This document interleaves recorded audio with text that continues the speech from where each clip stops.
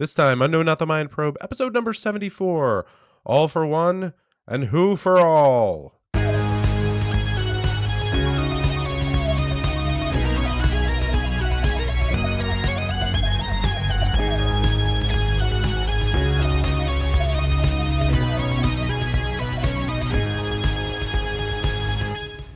Welcome to No, Not the Mind Probe. I've already had enough, please. Let's just... Oh, we have fun. On this podcast, that's where we watch and rank every single Doctor Who story ever. It's a firm commitment from this podcast to watch and rank every single one. You didn't ask us to, but we're doing it. Well, I'd like to amend this slightly. Which is, I am willing to be in the room while every single Doctor Who story is on nearby. Ooh. That's basically, like, with some of them, I'll have to admit, I'm probably like, they are on, and I'm around, and I'm taking it. Some of it. The mise en scène of the episode, the general feeling in the room, where is everybody on this? That's fair. No, I'll some still are more rank screamy it based than off that. Yeah. That's fine. That stays. That's solid. But. And like a good American, you will, even if you aren't paying attention, you will still have a strong opinion on it. That's right. That's right. My name's John Grant. I am a lifelong Doctor Who fan. I've been watching it for 38 years. 38 years, which is a really long time if you think about it. It's a long time. Yeah. My name is Porter Mason. John has been asking me to watch Doctor Who for 26 years. A couple years ago, 2.5 years ago, I finally said yes. Each episode of the podcast, we look at two Doctor Who stories, going through the new series in order, and our Doctor Who sommelier, John, will find a pairing with a classic story. John, what do we have in store for this episode? Well, I'd like to think that, going back now and thinking when we started this thing, it was only when confronted with the specter of your own mortality in the COVID pandemic that you were like, all right, I probably should watch this thing. Like, you thought, hey, I got time. I can go for as long as I want. I don't know. And then you were like, oh, if I'm going to get this done, I better. And then you're like, look at how many of them are. I better get started. Well, and that was when I won you over. Faced with your own mortality, you're like, oh my God, like, this all might end soon. When I look back on my life and when people remember me, what I want to make sure is on my tombstone. And I think, like, a underperforming Doctor Who podcast is something I just, you realize back against the wall, like, that's what I need. Well, I mean, yeah. And none of us want to be on our deathbed and think, I should have watched more TV. Oh, why I was doing that. No, he's not. Nellie's not in here. No, my daughter Lulu wants to know, but you can't come in. No, sorry. Kids these days try to get into their time in the spotlight. Yes. She's trying to find out what we're watching this episode, which is, you brought it. Oh, yes. That's called live. That's how you keep that's in a live-ish show, live to tape. This is how you do it. Threes. As your little clever Three Musketeers title reminds us, threes are the theme this week. So we have the next, the penultimate Matt Smith, the Rory and Amy story, and an introduction of a new character, Kate Stewart, the Brigadier's daughter. That's exciting. Joins us in The Power of Three, and I have paired that with, and I guess obviously the linking theme here being three, but it was also very important heading up to the anniversary that we get in at least one multi-Doctor story, because obviously this becomes sort of the hallmark of an anniversary, is bringing back multiple Doctors. So we have the very first, the 10th anniversary story, The Three Doctors, with 3, 2, and 1 all together. All right, let's recap these episodes. The first one is The Power of Three. This is Series 7, Episode 4.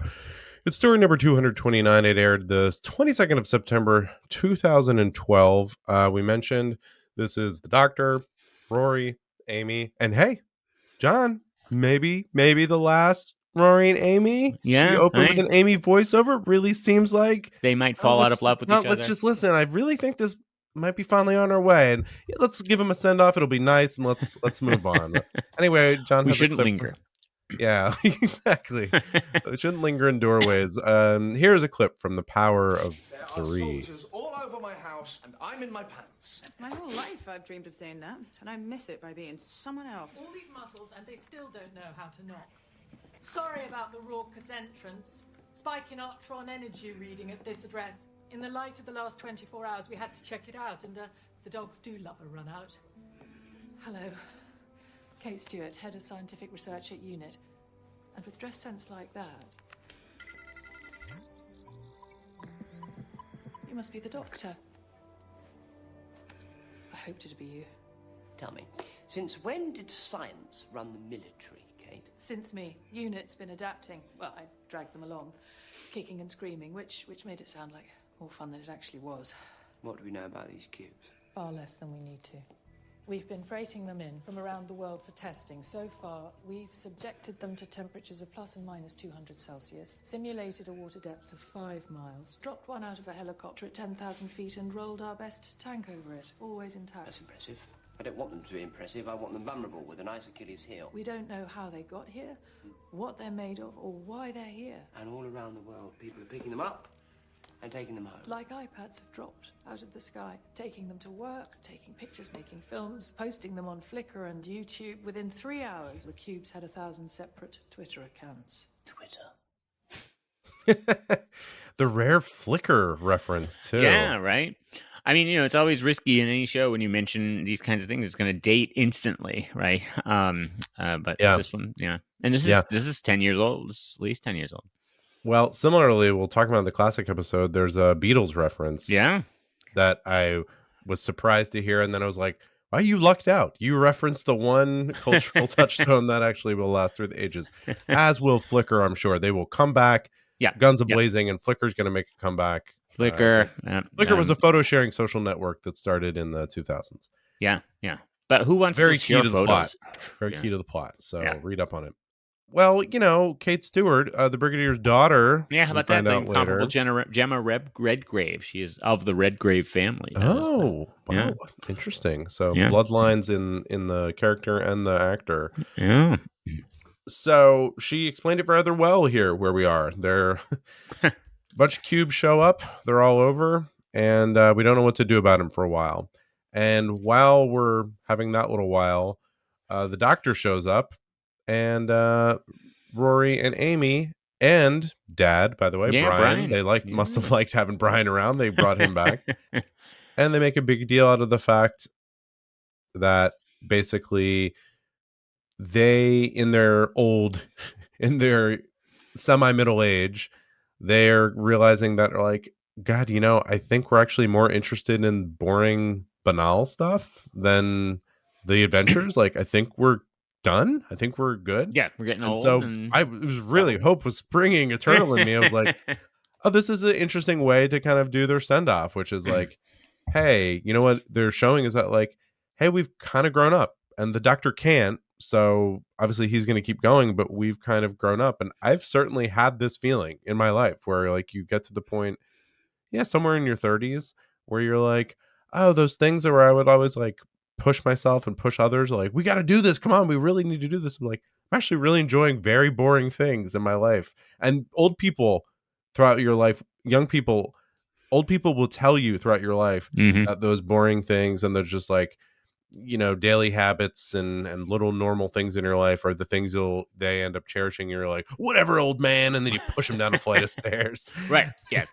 And you sell their walker for scrap, and you murder them, and then it's like, now what do you appreciate? And it's like, but that really does end up becoming true. I haven't become a Republican in my old age, but that part of it, I'm definitely, I agree. You really start to just like very just normal things. Oh yeah. I mean, I used to travel insane amounts before COVID, like with work nonstop, and saw the world and it was amazing and stuff like that, and then stopped for COVID, and then I have like a one trip in like 6 months, and I'm like, why was I doing that? It seems like you also look back and be like, what was I doing? Why did I do that? Why did I have to spend all that money?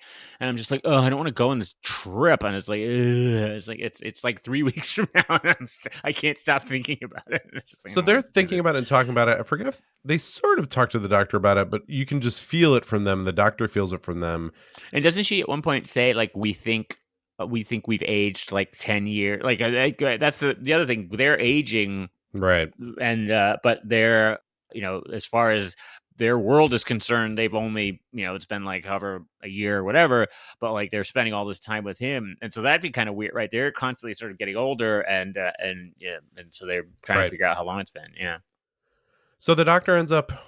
It almost feels like he's here for this. So they end up calling the cube thing the slow invasion because the cubes come and stay for, I forget that they say time frame, Like but a at least year, a I think. year. Yeah. Yeah.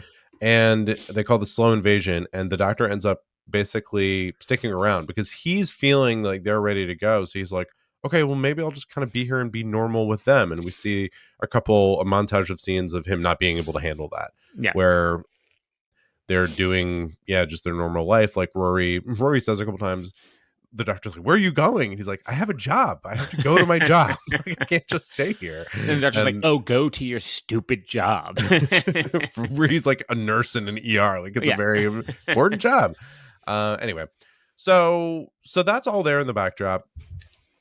Then, it feels like about 25 minutes in the episode, they're like, oh yeah, the plot of this episode, we better move this forward. It's and very weirdly paced episode. Yes. The cubes come alive, and they do, all billion of the cubes, all trillion of them, all do a different thing. Yeah. And what we end up finding out is that they were meant to kind of be there and be taken into their lives and kind of observe humans.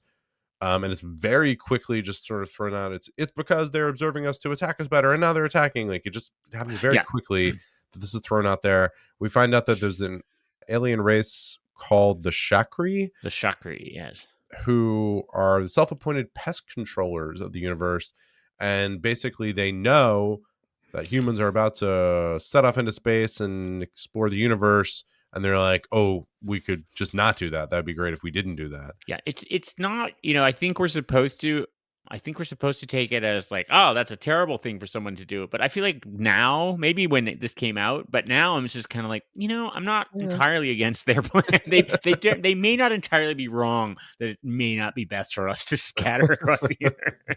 We'll find a way to ruin it somehow. That's right. Right. So, and just as quickly as we kind of are told what's going on, as I've said several times in this podcast, and then the doctor wins. I don't know. He kind of points all the cubes back at themselves, and it's all sorted out. But I was really, so that's fine. It wasn't great. It was interesting enough. But then I was just waiting for the end because I was like, oh, this is so clearly the Rory and Amy exit. It's a whole show about how they're ready to move on. Yep. And then at the end, there's this scene, I think it's Brian, the father, who tips it off, where he's like, of course they need to go with you and have more adventures. It's like, oh, that's kind of against the tone of what everyone's been saying this entire time. And the setup was like, because I think Brian asks him about, them going off places and stuff like that, and it's like, and he knows what's happening, and he, there's a conversation about like what happens to people who travel with you, and the doctor says right, some of them die, and so you're kind of like, okay, Brian's gonna be like, you shouldn't do this, and then at the end, like, the twist is that Brian is like, you should go. The cubes thing was really exciting, I guess. I also love, you can tell, I feel like you could tell that like the dinosaur one episode clearly like blew the budget, and then they were like, cubes. There's going to be cubes this time. It reminded me of ghosts, though. What's that? Remember when the ghosts were everywhere around the world, and it was actually just people? Oh yeah, right, Cybermen. Yeah. It kind of reminded me of that. It was like, what if there was this worldwide phenomena? Of course, from that episode onward, we're in this area where it's like, okay, so we're humans know about aliens, right? We can't I mean, it feels so that's fine. But yeah, it surprised me that Brian had that reaction, but then it surprised me that Amy and Rory were like, yeah, okay, we love it. He was like, what? I just so anyway, that was that. Yeah, and I guess they end saying, the way it's phrased here, as I'm reading the Wikipedia entry for the episode, it's phrased as almost like Brian was saying them, hey, take them on one last once in a lifetime adventure. But that's not what I got from it. It just felt like, let's keep going. And and so, I mean, I'll throw it over you for more background on it, but it felt like just one more like pump fake. And it was like, we don't need to keep pump faking. Just end this. Like, I almost wonder if they just, they're so popular and they are so great, as we've talked about ad nauseum. Look, they're great. And I wonder if because they're great, they just got them for a certain number of episodes and are like, hey, we need to lock this in. And they're like, well, we better use them. We paid for the, I'm sure at that point, that's a little bit of it. Yeah. at least Karen Gillan was, doing a bunch of stuff, and they probably had to pay her to stay. And so they're like, we're going to use her because she was off doing movies. I think we're about to go off to. She was in Guardians of the Galaxy, and like she had some big stuff coming up. I think the story kind of has run out of gas. But they're like, well, we got him in for 5, and then Jenna can't start for another 3 months, so we're just gonna have to keep it going. At least this one, I did think. So this is by Chris Chibnall, who, if you are not wild about the storytelling form, then as I've mentioned, buckle up because he's about to run the series. Right. Yeah. This is, but I did think, I thought of all of the Amy and Rory stories that we've had so far, the idea of them, what their home life is like with the doctor, and that was a neat. I was like, okay, at least we're getting some new mileage out of this. No, I did enjoy it. It's just colored by the end of it, that they then didn't move on. But I agree. I did enjoy watching them, and I did enjoy watching them go through this. Like, maybe we shouldn't do this anymore. Like, what are we kind of doing? Yeah, and running away. I think is right. There's a big thing. She says, like, I'm not that girl who was looking to, like. And I thought it was interesting too, because you're like, oh yeah, we've really been with them through this big. She's changed. Like, she's a very different person. She's not running away from herself anymore. And looking for something somewhere else. This is, of course, it's not. I mean, the plot's very rushed. I'm not wild about the ending either. It's like, oh, this happened. Like, okay.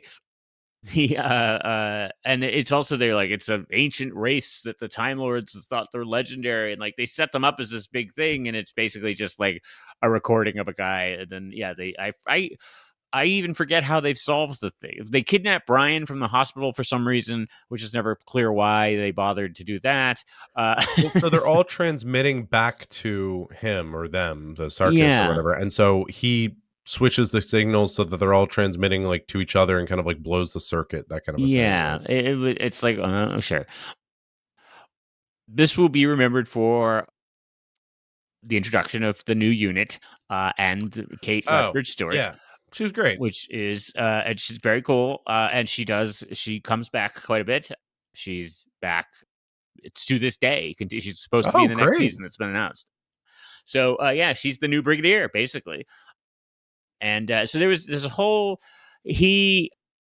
there's a sort of during the wilderness years after the original series got canceled, and some of the books went into the Brigadier's history quite a bit.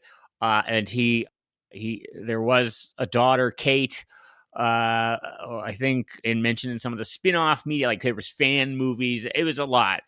So this is pulling some of those threads, not necessarily sticking slavishly to that those stories, but acknowledging, okay, that yes, the Brigadier has a daughter with Doris, presumably who we met at the 7th Doctor story, and then yes, turning it into this character.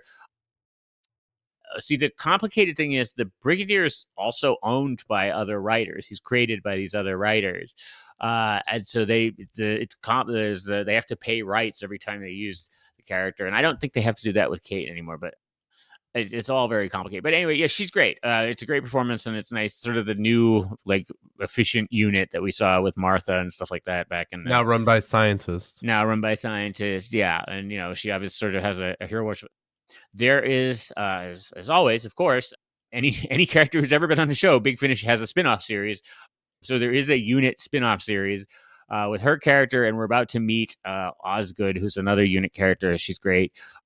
And sort of this cast of and they've actually united the old unit and the new unit, and there's all sorts of stuff. But it's actually a really good series. And she's Gemma Redgrave reprises her role in it, and she's great in it. So it's one of these, another one of these stories, and there are a few of these, both classic and new, that it's like I've seen it several times, and every time I watch it, I never remember what the end is. I'm always like, wait, what was going to happen here? Like, it's like, okay, that probably damns it a little bit. Like, I don't remember how this ended, so it obviously did not make an indelible mark on my memory. But I mean, it's got some funny moments. It's witty. It's got some funny moments, and it's not bad, but it's not. It does not sit in your soul. It does not call at your heart and sit in your soul. And we'll obviously talk about it more when we get to the rankings. But as we've said with this set of folks, the 11th Doctor and and Rory and Amy, there's just like a low floor for them. I mean, this is all. So I'm complaining about it the whole time I'm talking about it. It's like, but it's still pretty good. Like, anyway, they can do this in their sleep at this point. Yeah. Speaking of another era of Doctor Who with a low floor for young Porter Mason, his third Doctor era. Yeah, I have to think you like this one. This has a lot of elements that you like. Yeah, it did. It's so here we're with the third Doctor and Joe Grant. This is the first story in season 10. It's the 65th Doctor Who story. It's a 4-parter, and it's funny, by the way, like, and we'll talk about this more too, but like, you always forget the nature of the pacing that they had back then, because even this 4-parter is like, this didn't quite need to be 4 parts. Like, it wasn't 6-parter like level of plot padding, but even this one with the 4 parts, it's like, they push these sometimes. Oh, there's remember when in like episode 2, I think, when they go into Omega's lair for the first time, and they're slowly walking down the corridor, and they keep stopping and having the same conversation over and over again. Yeah. It's like, oh yeah, and it's even in one of the books, they're like, oh yeah, we were running way short, so we just wrote this. Right. So anyway, I'm getting ahead of myself, but because this also features the second Doctor and through film, the first Doctor. Yeah. And it is called The Three Doctors, and it aired December 30th, 1972 through the 20th of January, 1973. So this was not a Christmas episode, but a New Year's almost, like it started. What else? It was, we also have the Brigadier and Benton are big parts here too. Yep. A lot of Brigadier. Which we'll play. There are soldiers all over my house. Nope, that's not it. My whole life. That is the wrong clip, John. This is the right clip. Oh dear. There we go. We are in trouble, aren't we? Just as when I turned up. Doctor, where did you spring from? Now don't tell me. Corporal Benton, isn't it? Sergeant Benton. How do you do, my dear Nice fellow? to see you. I haven't seen you since that nasty business with the Cybermen. All those years ago. Is he, and how did he get in here? Well, it's a bit difficult to explain, Joe. He's not one of them, is he? Well, not so much one of them as one of us. One of me, to be precise. Oh, no. I'm sorry, my dear. I hate to be contrary, but I can see he's a little bit confused, poor old chap, and I do feel you should have the correct explanation. You don't mind, do you? Yes. I didn't think you would. You see, Joe, I may call you Joe meantime. You see, he is one of me. Oh, I see. You're both Time Lords. Well, quite. Well, not quite. Oh. Not just Time Lords. We're the same Time Lord. Now, please, you're only confusing my assistant. Joe, it's all quite simple. I am he, and he is me. And we are all together, Goo Goo Kichu? What? It's a song by the Beatles. How does it go? Oh, please be quiet. There we go. I knew you'd like the Beatles quote. Yeah. I loved it. Okay, so I don't know. I'll explain the plot to the Good luck. best that is worthwhile. Really, basically, the story of this is, hey, let's get the second Doctor and third Doctor and get them to hang out, as you just heard, and have them do some Abbott and Costello routines. Yeah, like basically. Right. That's what we want to do. So we're traveling with the Doctor, and the Gallifrey is also, I guess, under siege, like, are being attacked, losing energy. There's an energy and drain in the Gallifrey now, and we have some lengthy, healthy discussion on Gallifrey about the nature of black holes, which I thought for 1972 was pretty good. I thought it was a pretty good, and there's a lot of talk about the black holes, the black hole that they see, the radiation that's getting in and out, and how radiation past a certain point in a black hole, the speed of light can't be changed, but because black holes bend space and time, that light follows the curvature of space time and bends into. So I thought that was like all very well. It's like, the speed of light can't be changed, but light does bend into it. It's all very interesting. They did mention that black holes don't emit radiation, which is semi-true, but then Stephen Hawking discovered that there's the black body radiation that gets emitted from them. Fan, by the way. Stephen Hawking was a Doctor Who fan. So. Oh, I bet he was. And what they did talk about related to Hawking radiation is what they purport is later they go into the black hole. They go in and out of the black hole at will. Pretty regular. Yeah. And the way that they do that is related to how they bring back the second and first Doctor, which is Gallifrey.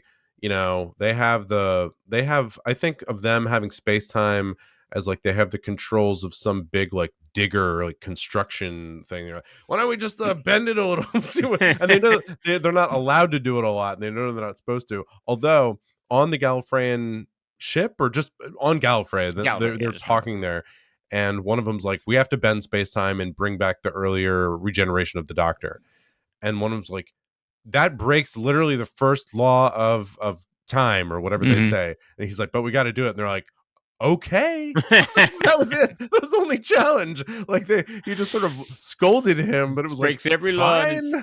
He gives a great. The guy has a wonderfully sort of lilty voice. As he's talking to him, he just gives, "Be it on your own head." He's like, I want to that's use on that you. more. If the universe ends, that's on you. It's like, okay, well, thanks. I think you maybe you should do will a be little bit more written there. up when the universe ends. There's a note going in your file that you caused it. What's happening on the Earth side is that there are these very classic Doctor Who blob monsters. I'm sure these were like played at Comic-Cons for years to come. Well, I mean, what a great easy costume. Just get some garbage bags. There's the sort of computer graphic-y one. There's like a special effect-y one at the beginning. Yes. And then there's the unfortunate people in going blah, blah, blah, blah, blah, blah, blah. Right. So there's the special effect one is like they overexpose this one part of like they shine a light at the camera and then like turn it black instead of white, and that's seeping in through like the electrical ducts and stuff. And then they show you the like garbage bag people who are like mincing slowly toward the unit headquarters menacingly. And then they clearly are appearing using the classic, because they just appear out of nowhere, right? No effect, and so it's clearly they've locked off the camera. And as is always the case in these things, it moves. Someone touches it or it moves slightly. So then there's like a little sound effect, and the thing appears, and the whole screen shifts like a little bit because it like moved. And it's wonderful. Yeah, it's great. So anyway, they decided, hey, we need to full time and bring out their previous generation, mainly not because they know anything. I feel like not because it was going to do anything specifically, but they're like, he's the smartest one around, so having two of them has got to help us, right? I mean, that's basically why. And okay, so they do that. They get inside. So we have some banter. We get inside. We meet the guy. We go inside the black hole, and what we find is that a scientist is along for the ride with them, because he's got trapped in this time eddy as well. I really like the scientist. What was his name? Well, there's also the gamekeeper, the guy with the bird, Mr. Alice. Oh, I'm sorry. Right. Originally, the gamekeeper, because the time eddy appeared on his property. Then the scientist came down to check it. Like they sent in a first responder scientist to check it out. He's looking for his balloon. It was mapping. Oh, weather balloon. Solar flare. Yeah. Which timely. So then. But I liked the scientist. I mean, the gamekeeper's fine too. I actually liked him, but he wasn't into that much. The scientist I really love, because to me, he was the most believable scientist character in this whole thing, which is he's this scientist interest. He's studies what we mentioned, solar flares. He studies the sun and stars. And he's just fascinated the whole time, and he just keeps asking questions like a kid. He's like, ooh, and we're gonna do this now. And he's like, would you mind just telling me what you're doing? I know I'm not supposed to know. Like, and he just like was so happy to be there the entire time. I really enjoyed him. I liked, and they make him smart, like that he's working out. Like when they go cross over the black hole, like that, then they cut, and Joe and the Doctor find him. He's like sketching out in the dirt, like he has this great line. He's like, E equals MC squared. He goes, well, there's no doubt about that. And he's going back to like first principles on everything to try to work out. And what I love about it is, and he's okay with this too. He's very smart, and so he gets to some things at least at the same time, occasionally slightly ahead of he never gets together the whole picture. The doctors are definitely like doing that, but like he's figuring some things out, and they're like, no, to the doctors, they're not impressed with this. They're like, yeah, that's what's happening. But to him, he's like, he's getting it, like he's figuring it out. And then so anyway, it's just an aside. He's not really super important. I don't know why he's there, but I just enjoyed him as a character. What is important is that the second Doctor showed up, and you do get to see that they have very different styles. At one point, I forget if it was the clip I don't think it was in the clip that you just played, but they referred to them as like A dandy and a dandy. These are my replacements: a dandy and a clown. Yeah, a dandy and a clown. Like Yep. they referred to the second and third Doctor respectively, which I thought was great. They do bring back the first Doctor, though. I thought it was a little rough watching him. He was clearly in maybe not great health. This is his last. This is his last performance. Like he died less than a year, I think, after this was made. So. I mean, it was great, but it was clearly shot separate times, and they were just kind of timing it together, right? So he was going downhill, and the producers decided they were going to do this 10th anniversary thing. So they contacted him and talked to him directly, and he was like, "Yeah, I'm happy. This will be great. I want to do it. This is going to be exciting," because the plan was for them to all be together. And so the producer's like, "Great, excellent, we're going to go." So they start writing. And then a few days later, he got a call from Hartnell's wife, the producer, who was like, "Wait, what is going on now?" She's like, "Oh, well, we're doing this thing." And she goes, "Yeah, he goes through good and bad days, and you got him on a good day, but he can't. And so they had to sort of keep whittling down the role. And eventually what they got to, I think they went to his house and put him in the garage. They had him like in the little set thing they built, and they had giant cue cards, and he's basically reading off the cue cards just off camera. It was the best they could do. They had hoped that he would appear with all three of them at the very end, but they needed to get him in to make it the three Doctors, but it was limited by his abilities at the time. And it was nice that they did it. So what they've decided, what I was going to say back to the beginning, is when they go inside the black hole, what the scientists works out, and then the Doctors also do, is that they work out that this is an entire kind of shadow universe made of antimatter rather than matter. So then that is that itself is not a real concept, but antimatter is a real thing that exists and has been found and tested. Our universe is largely matter. I don't know that that's totally understood or known. The idea that inside a black hole there would be a lot more antimatter than matter is interesting, because one thing that happens and what Hawking radiation is, I'm going to try to explain this. Please write in. If I can say whatever I want. You guys don't write in, so I'll explain this. You tell me if I'm wrong. But basically, particles occasionally split into matter and antimatter and then reform. It happens all the time. But on the threshold of a black hole, on the threshold of the event horizon of a black hole, which is the point of no return past which things can't escape, sometimes that'll happen, split between antimatter and matter, but it splits, and one splits on one side of the event horizon and one on the other. So you'll see this black body radiation happening there. Black body radiation different, actually. That's something from the gases around it. But that happens. That's Hawking radiation, is the particle splitting right there. So what I thought was interesting about this being a universe of antimatter is, well, what if you take that Hawking radiation concept to like infinity and say, what if that keeps happening?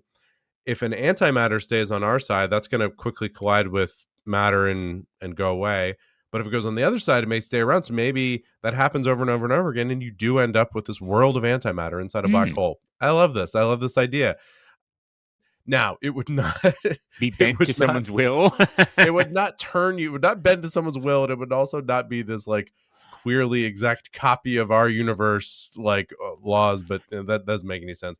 When we get in here, we meet this guy Omega, or they say it. Is it a British way to say it? Yeah, I think it Omega, or like Omega. Oh my god. Yeah, right, exactly. Well, we say Omega in America. Anyway, he's there, and I forget. He's a Time Lord. Okay, right. And one of the original Time Lords. Why is he doing all this? But so Omega, his story comes back. He becomes quite a figure. So he was a stellar engineer, and back in the early days of Gallifrey, when they were learning about how to be time travelers and stuff like that, he was trying to create a power source, and he detonated. We'll find out later. He detonated this thing that created a black hole, the Eye of Harmony, and that's where all the power from Gallifrey was supposed to come from. That somehow this generated enormous amounts of power that the Time Lords harnessed and used to power time travel. So he's like a legendary figure. And then, yes, what we found out is that he basically got stuck in the black hole. And they left him. Yeah, and everybody thought he was dead. So it'd be like, I guess, if you put gas in your car and then Mrs. Probe just drove off and said, "Oh yeah, he's dead," to the kids. he just died, and then you were left at that gas station, which you then took over and bent to your will, and turned into an antimatter universe. Yeah, right, exactly. So it's roughly that equivalent. So We've all he's got some axes to grind, and what he wants to do is switcheroo the Doctor out with him and be like, "Hey, you stay here, run this universe. I'm gonna pop out and exact revenge upon." Well, it's a neat idea, right? the So rest of basically, the universe. argument is, his thing is, I created all of this through sheer force of will, but if I leave it, as soon as I leave, it collapses. So I need someone else to. It's like I can't get out of the house without the house disappearing.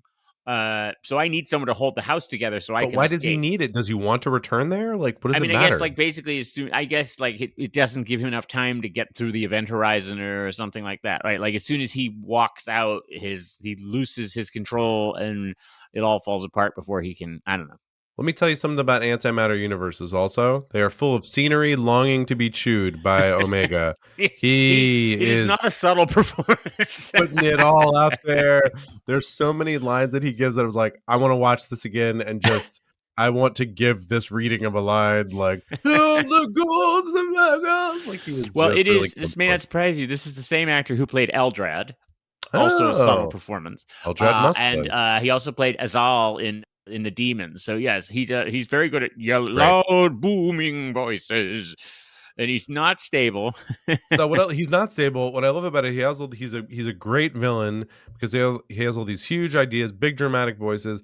But the doctors he's so open to suggestion. He'll be like, "No, I will murder you all," and then they're like, "What about this idea?" He's like, "I'm listening." Like, he'll immediately stop and listen to them, even though, of course, they're against, his what he wants to have happen.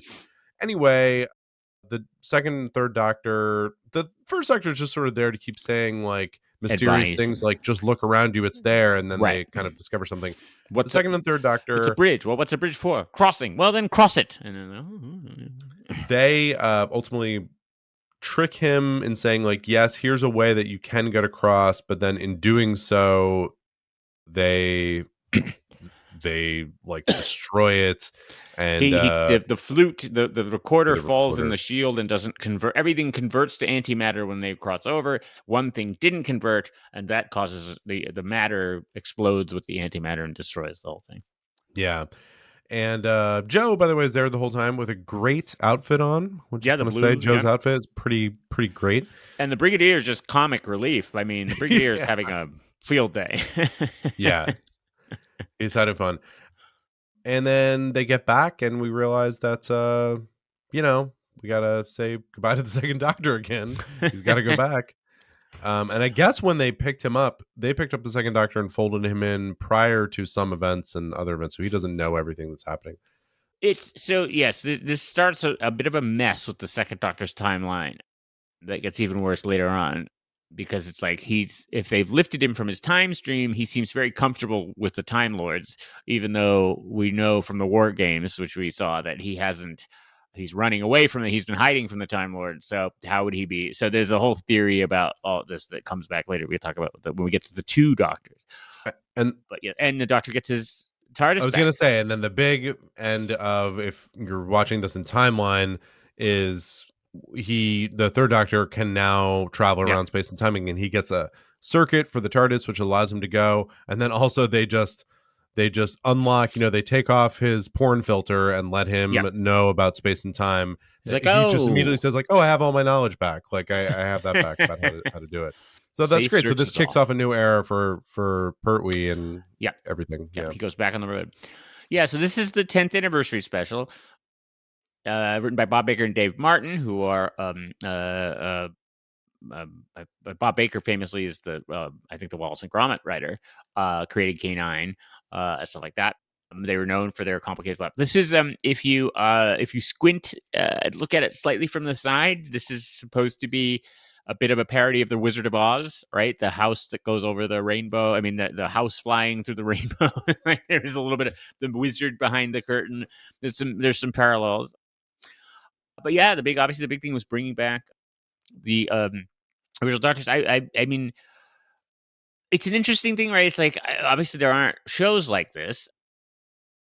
I mean, it's such a unique format, and I am intrigued as to like what it would have been like at the time when it was coming out. You know, were people like, what a brilliant, you could bring them all back, right? I mean, like you could get the original ones and they could all meet each other. I was like, was this like, I'm just intrigues me, is like, was this like a crazily creative idea, or was this like, well, yeah, obviously, like, I mean, it's like we've never had a James Bond movie where like Roger Moore, Sean Connery, and Pierce Brosnan all like ran into each other in a cafe and they were like, Right. oh, they're all the James Bonds.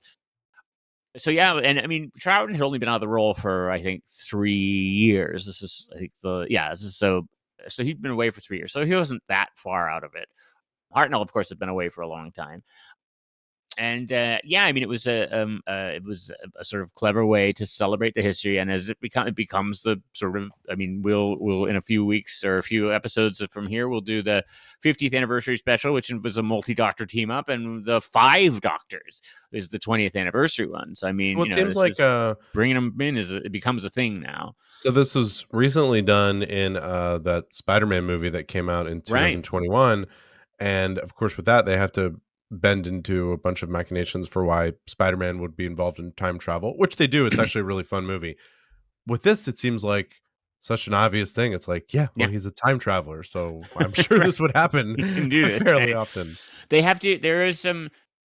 They do have to make some contortions a little bit, which they kind of lied over here. There's so they do this. They where it's you know, they're like, well, why doesn't he remember this? And they're like, oh, time is out of sync when they're there, and once they go back to their things, they don't remember. Or otherwise, it'd be like, oh, I remember when we did this. That usually holds together. It's an interesting. It becomes so. This is how I mean. So at the time, it would have been incredibly cool because, of course, there were no repeats and there were no videotapes or DVDs or anything. So this would be for some people the first time they'd ever seen the second or first Doctor, ever. Or for some people, it's like, oh, cool, he's back. Like, I mean, you know, we were watching him out of order, and we see these people. I can watch the second Doctor anytime I want, but this would have been like, oh my god, it's him! Like, he's back. That's so exciting. I think it would have been, yeah. And as we'll see in a few weeks, actually, he has met the Brigadier. This is where Unit was introduced, and so we are gonna see the episode where he meets him for the first time. Troughton is so there was apparently Pertwee and Troughton did not get along at first. Like the bickering at the beginning is also a reflection of them, and so I think there was an interview. They did eventually become great friends, but they sort of maintained this sort of this joke that they didn't like each other on conventions and things like that. They would sort of fake fight with each other. Apparently, there was a little bit of tension, and I think someone, producer or something, pulled Troughton aside and were like, "Hey, it's not your show anymore." So, you know, and he responded to that. So one of the big things I think was Pertwee memorizes scripts to the letter, like he's a word perfect or note whatever they call it, and so he will always say the same line over and over again. Troughton apparently memorizes the general sense of the line. It's like, okay, you know, and then he'll deliver it differently. And that was throwing Pertwee off because he's like, when am I supposed? I'm waiting for you to say this word, and that's when I start saying my words. But you don't always say that word, so like, I need to. Right. So I think, and then Troughton was like, "Oh, sorry, it's your show. Like I will," and then was apparently very good about it.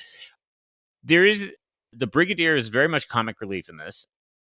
With I think some people don't like it. Some people are like, oh, they're making him out to be a buffoon and he shouldn't be supposed to. And I was like, no, he's just fun. And I mean there is like the weird thing of like, you know, the whole house moves and he can't accept that it's gone to another dimension, and he's like, we're just at a beach somewhere, and I'm fairly sure that's Cromer is an ongoing joke that they have. I do love, it's such a wonderful Doctor Who moment when they all escape from the Omega's lair or whatever, and they all pile into Bessie, and so it's like the Brigadier, Joe, Benton, the Doctor, the gamekeeper, and they're all piled in this yellow car, like driving across like the quarry. And it's just like, that's a very Doctor Who moment. Yeah. But yes, it's wonderfully. It is. It's like, I think this is partly too. I think we forgive it a little bit. I mean, not that I think it's actually one of the stronger anniversary stories, actually one of the stronger multi-Doctor stories, but it is like, oh, what's just a party? It's a big party and it's going to be fun. and so it doesn't have to be perfect. But there is a lot of padding. I love both the repeated scene in the hallway where they keep stopping and talking, but then also the lengthy moment at the end where they all walk through the column of smoke. That's like Yeah, it's just that like is 10 minutes of like, it feels like well, it's a goodbye. I'll never it see you feels like it's again. a series finale. It's like, I Yeah. mean, and I guess it's like they're saying goodbye to the second Doctor in a way. I don't know, but it's very interesting. Yeah, it's like, oh, all right, and then yes, everybody gets a line, and then they get to walk through the thing. I enjoy that. Clearly they're just going behind a green screen or something like that, and you can hear them walking down the other side of the thing. But and then also there's the inexplicable and bizarre Pertwee clearly was like, "Hey, I need a scene where I fight. I'm the action one," and so they're like, "All right, you will fight the dark side of my mind." And it's like a little piggy guy I in like love a that spangly sequence. suit, and it goes on for like 10 minutes, and it's just them doing like stunt flips back and forth. Yeah, I love this. This is a classic comfort Doctor Who story. We're gonna take it all for themes, and with themes for all. That is actually, I'm gonna stop that short just to be clear what that is. Yeah. That is the theme song from the 1990s era Three Musketeers movie, All for One, One for All. I'm gonna look up and see who sung that. It's a great song, and I heard it one time in a movie theater 35 years ago, and it's in my head. So check it out.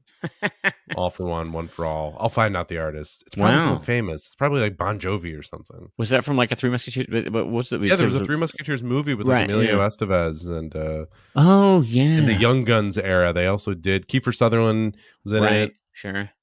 It's pretty good, actually. It's Have you pretty read the good. book? The book is really good. Three The Three Musketeers is Musketeers. actually a really good book.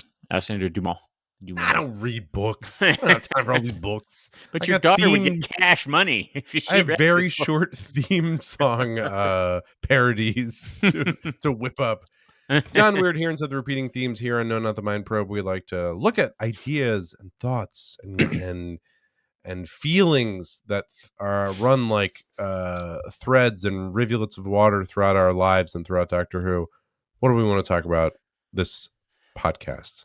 Let's talk. Let's talk about bringing back old characters. So we've got Power of Three does not bring back any old characters except, well, I guess Brian, but that's only 2 episodes back. I imagine, when we were watching it live, we were like, "Oh my god, it's Brian! We missed him." Right? There's only 2 episodes. But you got Kate Stewart. You got bring a call back to a character who had not appeared on screen in Doctor Who for since 1989. So this was whenever this came out in 2000. It had been at least 30 years, 20 years, 25 years.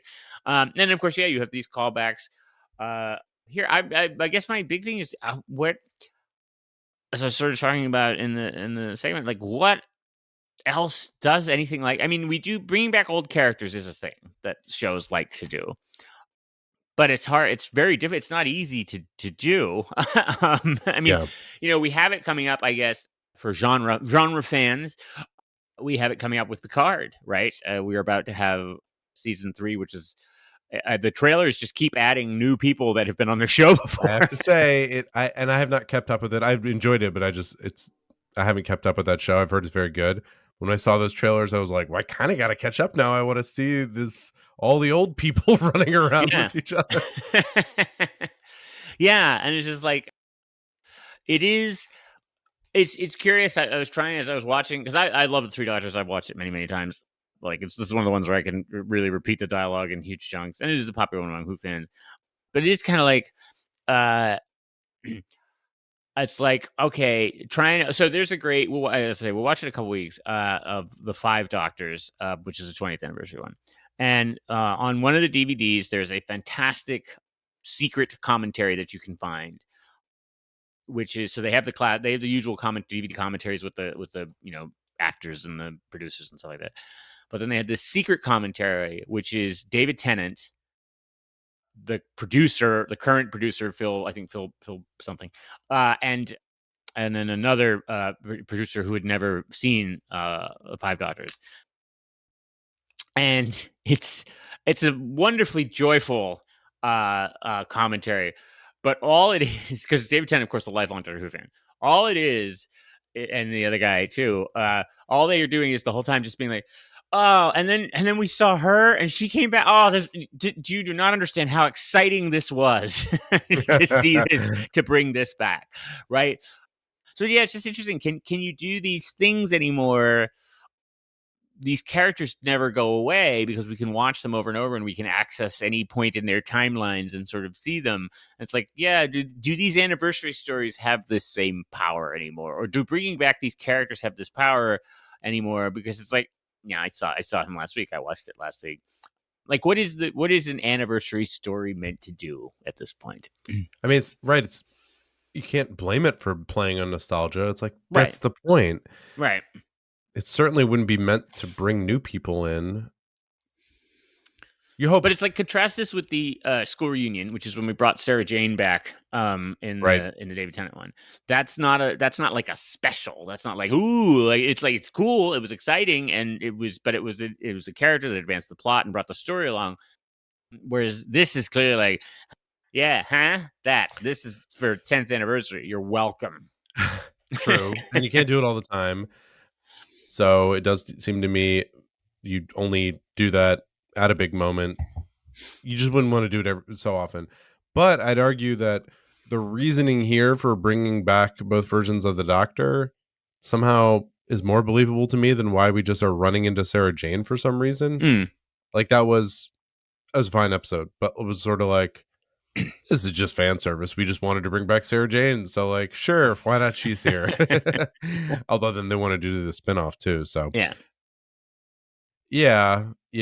I don't know. I think there's a build up to the anniversary to celebrate. Also, you're celebrating longevity, right? So you do want to sort of thread through this idea that the show's been going on a long time, because it has been, and you want to, like, this is a way of showing that. Yeah. I do think it's interesting to, like, these are still big specials, and so you will have new people watching. So you want, at least for the new people, going like, oh, so this guy was the other. I should watch some of those. Like, you at least want, which now you can do. Then, of course, you couldn't. Right now, you can. Like, who's this guy? And like, well, and I saw a picture of him once in a book, I guess. Right. Yeah, and it became the only. I mean, like, for the Troughton, for a lot of people, Troughton's performance here is zanier, funnier than he's doing it a little bit differently than he did when he was Doctor. Like, in the Doctor, he was a little more gravitas. I mean, he's still funny and did things in a sort, but this one he's more comedic. And I don't know. So now this is like, people are like, oh, Troughton was a very comedic Doctor. It's like, well, no, if you watch his original stuff, he was funny, but not this funny. And then, but now it's like, oh, that's his thing. I agree with maybe the humor aspect of it, but his sort of foppish, dandyish thing, like they're saying, that is to me, from what I've seen, like, yeah, that is him. Like, that is what he does. Yeah, he's always kind of like worried, and like, we've talked about this before on episodes with him, but it's like he's in control of the situation, but his demeanor is often like, oh, like he's right, like jumping up on an ottoman because a mouse went by. Like, he's always seems to be very thrown off and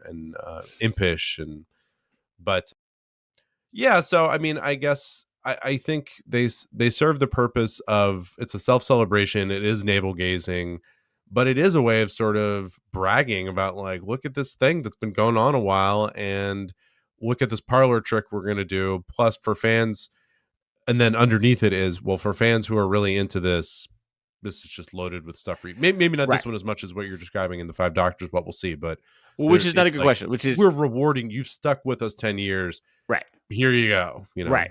So which brings the question: how good does it need to be?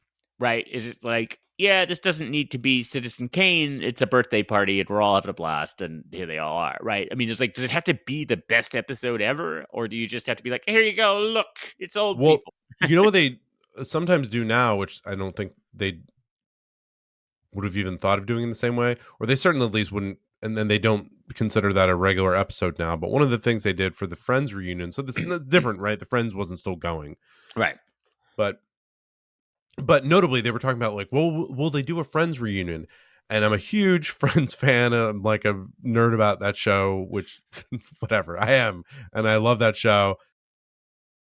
But every time they would talk about doing a reunion, it was like, well, of course I'd watch it, but of course it would be terrible. Like, why would they do that? Like, what? Why would you? How would you recreate like the show that's been off the? It's just not going to work. Yeah. What they did is they didn't do that. There's no episode. Right. They just talked. They just did essentially a documentary about Friends, and they were all it was just the first time the cast had been together in a while, and they filmed it, and they walked around the set, and they had interviews and stuff like that. It was great, and of course that kind of thing works now, especially because they can release it on HBO Max, a streaming service or something, and bump up their numbers there. It doesn't have to be an episode of the show. So that was like that kind of a thing works now. They did that for the Harry Potter anniversary, the 15th anniversary of the Harry Potter movies, 10th or 15th anniversary of that. They just did this big, great fan service documentary. Well, that's perfect. You know what you're getting. And then like the people who are fans of it would love to watch a documentary like, yeah, I just want to see Rupert Grint talking. Sure. Yeah. Like if you're a fan of that, that's all you want to see. You don't really need to have the plot and try to thread it together. It's like, actually, you just want to see these people. And in fact, seeing them in a documentary setting where they're just together on a panel hanging out, that's even cooler if you're a fan. You're like, I'm just seeing, Hermione Granger, the actors who played Hermione Granger and Ron Weasley hanging out. Like I just get to be there, so that's fun. Although it's interesting, I think that so it's nice to see these people together interacting and stuff like that. There is a thing, because we just had this, so The Power of the Doctor, which is the latest episode, not a number of people come back, callbacks, and because it was the 100th anniversary of the BBC, so it was kind of Donald Trump was on it. Donald Trump showed up, and like, this is the best show. But there is, I'm struggling to find the words to describe it because I don't know what the feeling is. But like, it's like, sure, I can see Peter Davison or whatever interviewed about Doctor Who or conventions, and that's cool, and I like that. It's always nice. But there's just like, and the reaction I kept getting is like every time someone would come on that I wasn't expecting, I would just be like, oh, hey. Like, it's like your old friend kind of showed up. Yeah. And you're like, oh, hey, there he is. Oh, he's here. Oh. It does put a goofy like smile on your face. Like it does work. It's it rewards you. It's just like, oh, and there is a thing of like, okay, I think there's a little bit of like, okay, like new people, they might enjoy this or not, but I put in the work. Like I watched this guy 40 years ago when he was, so I'm invested. Like this is a reward of 40 years of work on my part.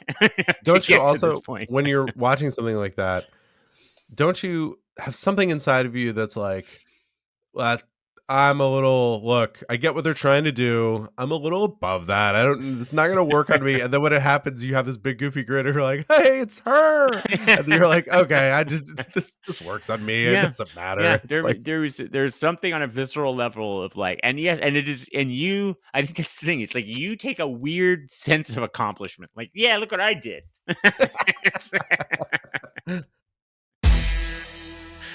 All right, John, how you doing? How are you doing with the level of fan service that this podcast is providing you?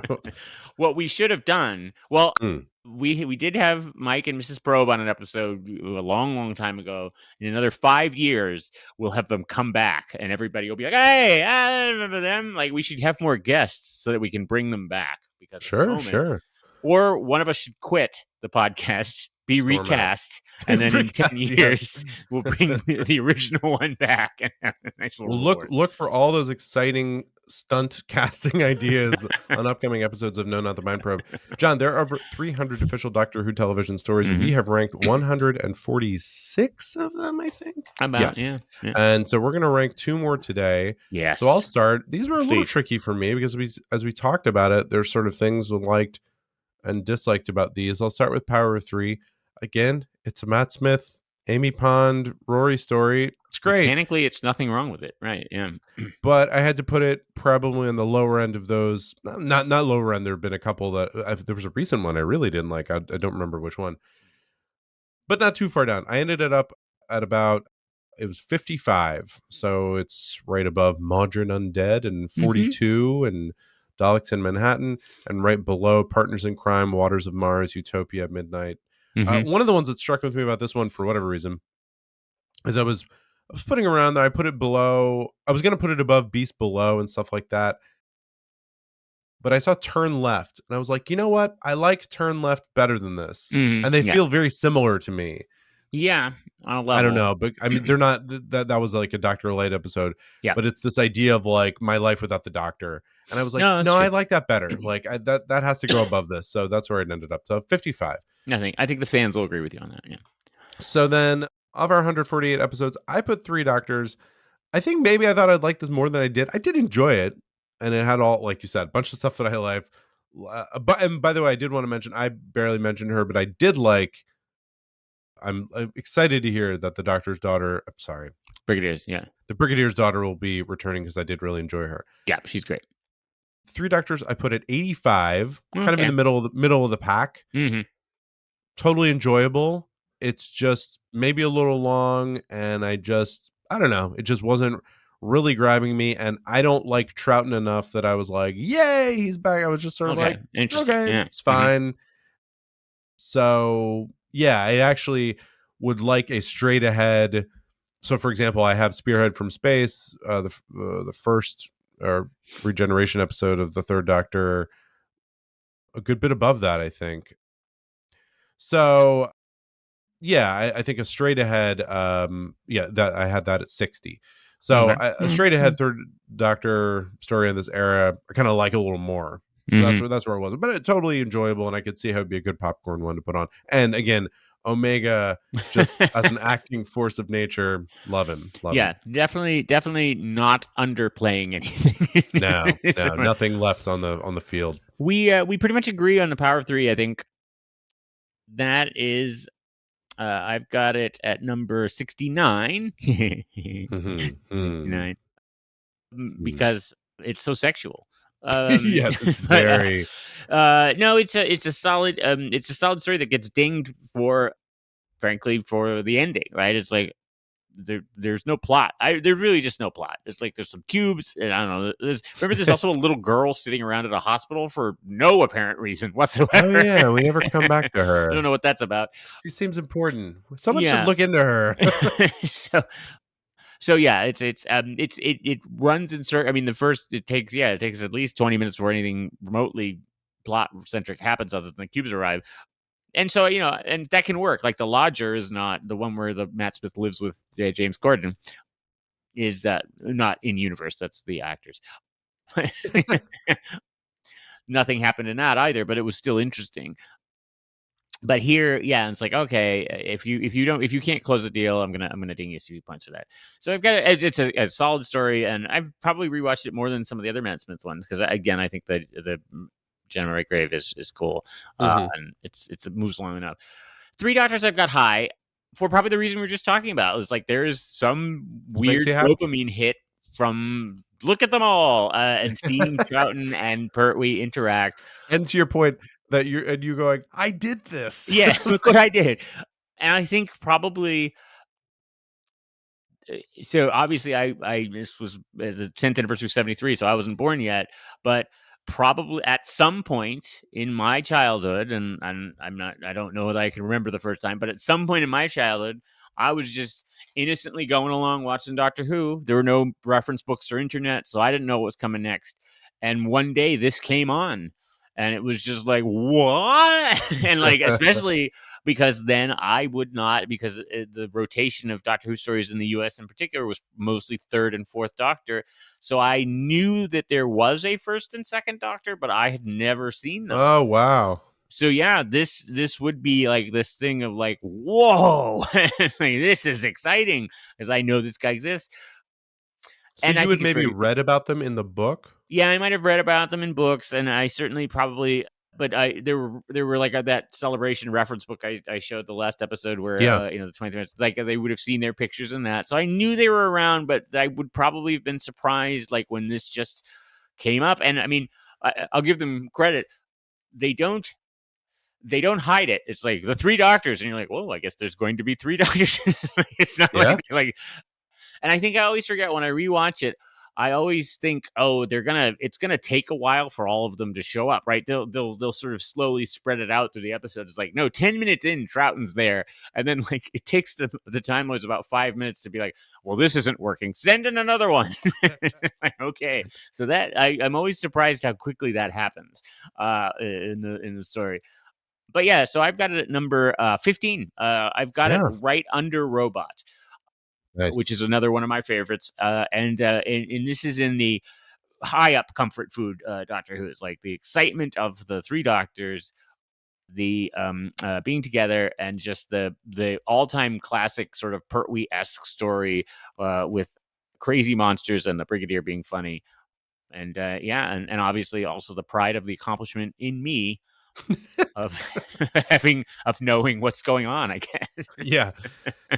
Well, we'll put it in to our AI powered supercomputer, the ChatGPT powered Stable Diffusion supercomputer, and Power of 3 we ranked surprisingly similarly, right? 55 and 69, so that ends up at 62. That's a good one. It is tied for 62 with The Impossible Astronaut: Day of the Moon, which is kind of interesting. Yeah, I guess I could see it. And then just below Hand of Fear, just above Deadly Assassin War Games, Dinosaurs on a Spaceship, actually, a recent one we just watched. The Three Doctors were very different on it. Again, I don't dislike this episode, but this makes sense that we would be so different on this. It's like the nostalgia isn't there for me on that, so I'm just this has more meaning to me. Than you. So, but it ends up, because it's so high for you, it's a lot higher than I ranked it. So we split the difference, and it's ranked 40. I think it's a good spot for it. And funnily enough, it's right below School Reunion, where Sarah Jane came back into the NuWho, and just above Time Warrior, Tomb of the Cybermen, Partners in Crime. So you can check all that out. You can see the ranking up on mindprobe.show. You can subscribe to us there. Links to our YouTube channel. We'd love for you to subscribe to us on YouTube, wherever you listen to the show. And comment. Join the conversation on YouTube. Join the conversation. Oh, sure, I guess. I don't know. We'll respond to it, but we'll see it. You can write us at porter@mindprobe.show and john@mindprobe.show if you have anything to say to us about anything. And by the way, also on the website is the watch order, where you can see what we're watching next. We obviously watch the NuWho in order, easy enough to figure out there. You can see the pairings that John has set up for the other episodes.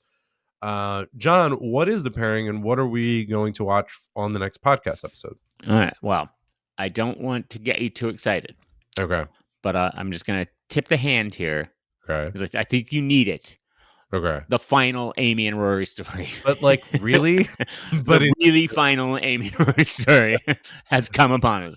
And we would, and this isn't spoiling it for you, we would have known that coming into it, because this was a weird season where it was broken in half, sort of spaced out. So this is sort of the mid-season finale. Oh, okay. And we knew that they were headed out. So it's Matt Smith, Amy and Rory, and River Song. River Song appears, which is nice. In Angels, I think Angels Take Manhattan, Angels in Manhattan. Yeah, it's something the Muppet. About it's the Take. It's the Muppet. Yeah. Okay. It is a shot-for-shot remake of the Muppets Take Manhattan. A lot of people don't realize that, which is great. And so the last few, we've been spoiled. The last few connections have been very blatant.